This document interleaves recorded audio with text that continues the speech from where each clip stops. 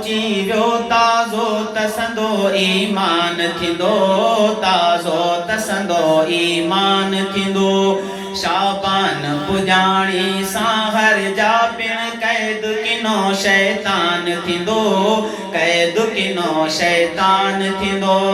रमज़ान इजो आ पहुची वियो ताज़ो तसंदो ईमान थींदो ताज़ो तसंदो ईमान थींदो हिन माह बलारे में यारो हर मोमिन खे थी मिले राहत रोज़ा था रखन से शान भरिया जन्नत जी रखी सारा चाहत अल्लाह जी तरफा बख्शिश जो अहिड़ो त सुठो ऐलान थींदो अहिड़ो त सुठो ऐलान थींदो शाबान पुजाणी सां हर जा पिण कैद किनो शैतान थींदो कैद किनो शैतान थींदो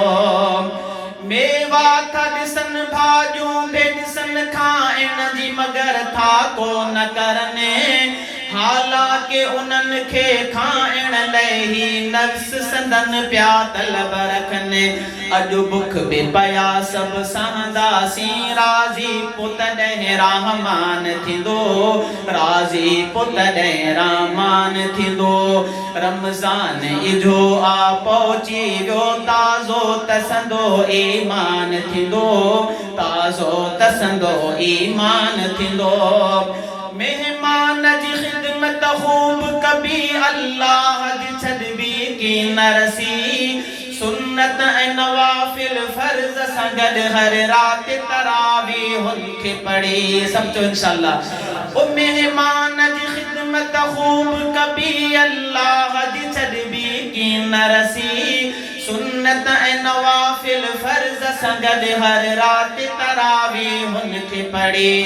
रब पाक जी नेमत जो बि ईअं तंहिं मां में पयो शुक्रान थींदो तंहिं मां में पयो शुक्रान थींदो शाबान पुजाणी सां हर जा पिण कैद किनो शैतान थींदो कैद किनो शैतान थींदो रोज़ा जे रखे थो कोन बंदो जो हुक्म खुदा खां नटाए थो अल्लाह इन यही बाने ते कावड़ त अञा बे वधाए थो ओ रोज़ा जे रखे थो कोन बंदो जो हुक्म खुदा खां नटाए थो अल्लाह इन यही बाने थे कावड़ त अञा बे वधाए थो दोज़ख जी वठे जो राह बंदो सो सम्झ वॾो नादान थींदो पिण कैद किनो शैतान थींदो रमज़ान इजो आ पहुची वियो ताज़ो तसंदो ईमान थींदो ताज़ो तसंदो ईमान थींदो तौफ़ीक़ ॾिए तौफ़ीक़ धणीअ ॾे हर कंहिंखे रोज़ा त सभई दिलि साण रखनि हिकु बि न जीअं थे कंहिंखां कज़ाही हुक्म इलाही दिलि समझनि ओ तौफ़ीक़ धणीअ ॾे हर कंहिंखे रोज़ा त सभई दिलि साण रखनि हिकु बि न जीअं थे कंहिंखां कज़ाही हुक्म इलाही दिलि समझनि ज़कात अदा जिंदगी जो करे उखरा में मथस एहसान थींदो उखरा में मथस एहसान थींदो शाबान पुजाणी सां हर जा पिण कैद किनो शैतान थींदो कैद किनो शैतान थींदो ही केॾो कयो एहसान खुदा पहुचे जो वरी थो हयातीअ में हर साल जियां हिन साल में भी रब पाक जो करमा खाते में ही केॾो कयो एहसान खुदा पहुचे जो वरी थो हयातीअ में हर साल जियां हिन साल में भी रब पाक जो करमा खाते में रातिन में भली आ रात कदर जंहिंमें त ऊंचो फरमान थींदो जंहिंमें त ऊंचो फरमान थींदो शल खूब कमायूं नेकिन खे नेकी थी छॾाए राह किनी